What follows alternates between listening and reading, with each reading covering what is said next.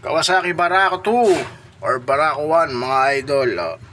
Ito na magiging solusyon pagka yung clutch shop nyo ganito na nangyari. Kinain na, parang naupod na siya. So pwedeng di mo na kayo magpalit, makakaipon pa kayo ng pambili mga idol. Ganito lang gagawin nyo.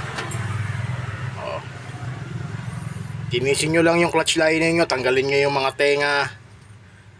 Magkabilaan na yan, tanggalin nyo rin yung fibra sa kabilaan, tsaka yung tenga mga idol. Kita pa nga yung pinaglagarian namin, no? Okay, tapos yan, ilalagay nyo dyan. Romel, pengi isang lining dyan. So yan mga idol, ito kasi almost magti 3 months pa lang daw clutch lining ito. Original itong pinakabit. Yan o. Ganyan ang forma niya mga idol. Alright.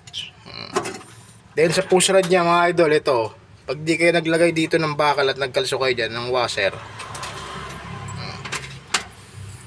sagad na yung adjustment ng clutch, kulang pa rin.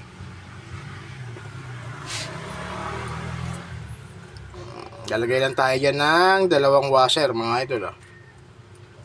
Para yung clutch mo standard pa rin sa adjustment ng kable mga idol.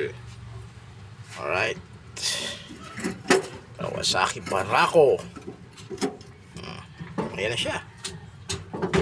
Okay. Hello kaway-kaway. Kalbo.